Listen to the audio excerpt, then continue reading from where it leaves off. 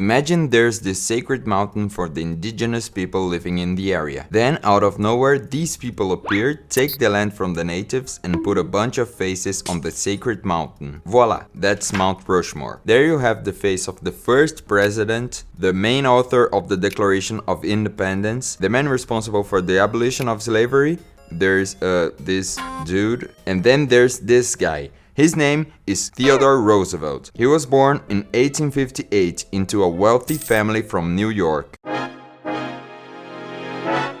Little Theodore was soon diagnosed with asthma, so his father encouraged him to pursue an athletic life. His father believed in something called muscular Christianity, that I promise isn't a Reddit thing.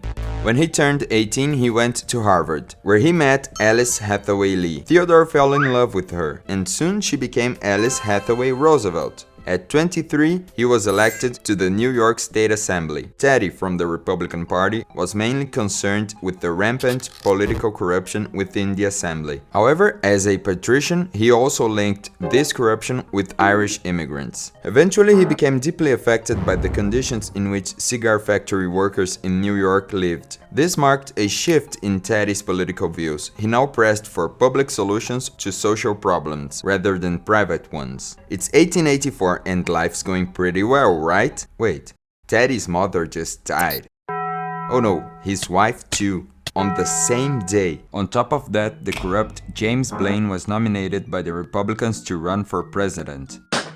Theodore reluctantly supported Blaine, but this, alongside his recent losses, led him to leave the political world. Instead, he headed to the west, to North Dakota, where he became a cowboy. The good old country life. Yes, he learned so much there. Okay, well, in 1886 he returned to New York City and was nominated by the Republican Party to run for mayor, but he lost. However, he won the heart of Edith Carroll, a longtime friend, and married her. Soon after, President Benjamin Harrison appointed him as Commissioner of Civil Service in Washington, D.C., where he enforced merit-based hiring practices instead of appointments based on political affiliations, which was known as the spoils system. In 1895, back in New York, police corruption was rampant. Don't worry though, now Police Commissioner Teddy Roosevelt was on the case. He also reformed the police hiring process, bringing in more technical professionals. Always a moralist, Teddy enforced a Sunday closing law on every bar in New York City, a measure that was, unsurprisingly, unpopular. In 1897, he was appointed Assistant Secretary of the Navy. Always looking for a war to get involved in, Teddy saw an opportunity. Hey look, it's the American cruiser Maine. Oops. It exploded in an accident. But conveniently, the Cuban War of Independence between Cuba and Spain was happening at the same time. The Americans blamed Spain for the explosion of the cruiser and joined the conflict. This was exactly what Roosevelt had been waiting for. He resigned from the Navy, headed to Cuba, and joined the war as a commander of a volunteer cavalry force known as the Rough Riders. After their heroic charge at the Battle of San Juan Hill, Theodore became a national hero, and because of this, he won the election for governor of New York in 1899. Oh yes, a year before Cuba won its independence. Well, if you count the US having the right to intervene in Cuba's domestic and international affairs under the Platt Amendment as true independence, of course. Back to Teddy. As governor of New York, he implemented many reforms. People in factories were working to exhaustion, so Teddy limited the maximum work hours for women and children, instituted a tax on public utility corporations, championed conservation initiatives, and donated to Piberu's Patreon. Please, be like Teddy. I need to eat. Anyway, Theodore also held many meetings with the press, which was unusual for a governor at that time. Some of his Republican colleagues didn't like his reforms and decided to push him out of the spotlight. When William McKinley was re-elected, Teddy ran as his vice president. At that time, vice presidents were largely kept out of the spotlight. Then, in 1901, the president was assassinated.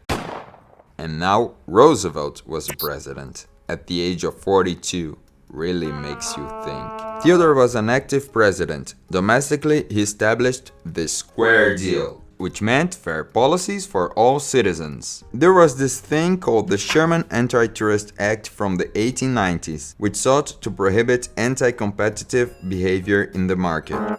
Teddy used it against large monopolies, most famously targeting the Northern Securities Company, a massive railroad trust, and Rockefeller's Standard Oil. He sued around 44 monopolies in total. When coal miners went on strike for better working conditions and the bosses refused to give in, Theodore set out to mediate these labor disputes, this time siding with the miners and guaranteeing their rights.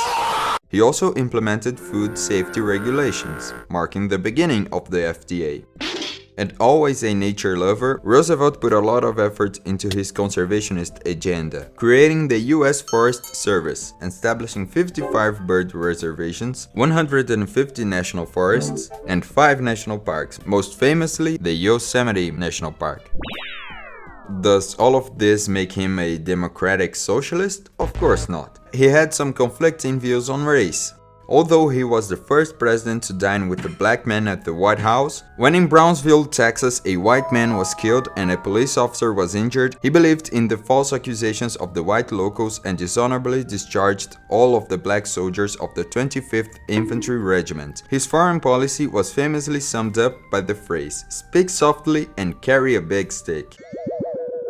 A mix of diplomacy and the use of force. He pushed for the expansion of the US influence on the world stage. When the Panamanian Revolution against Colombia erupted, he supported the Panamanians. Oh yes, the American duty to promote the self-determination of peoples. No ulterior motives here. Look, it's the Panama Canal! After his diplomatic efforts to end the Russo-Japanese War, Roosevelt became the first American to be awarded with the Nobel Peace Prize. Then, in 1907, he sent the Great White Fleet on a world tour as a way to showcase American power to other nations. In 1908, after finishing his 2 terms as president, he helped to elect William Howard Taft as his successor and left for an African safari where he shot some animals. He eventually returned to America to find out that Taft was actually trash and not the reformist he had hoped for. So Roosevelt decided to run for president once again.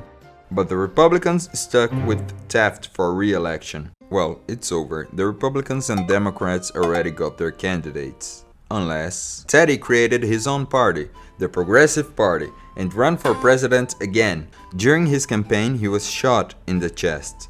Well, that's the end. No, instead he stood up and gave a 1.5-hour speech before heading to the hospital. Now let's see the polling results, okay? Well, looks like Woodrow Wilson won, so Roosevelt decided to retire. And Teddy's retirement ain't the usual retirement. At 55, the ex-president went on an expedition to the Amazon rainforest, where he caught malaria and almost died. This experience forced him into an unusual retirement, but when World War I erupted, he wanted to form a company and fight like the old days. President Woodrow Wilson didn't give much attention to it. So 60 years old, Theodore Roosevelt eventually died in 1919. Okay, so a president who was a cavalry commander and pushed for the expansion of the influence of his country, Theodore Roosevelt was the most Mongolian of the presidents. Thank you for watching. Thanks to my Patreon supporters for sticking with me. A special thanks to Espira Bofrag, Biratu, and Tulio. And a huge special thanks to Romulus Rancid. You guys are making this channel possible. And don't you forget to subscribe.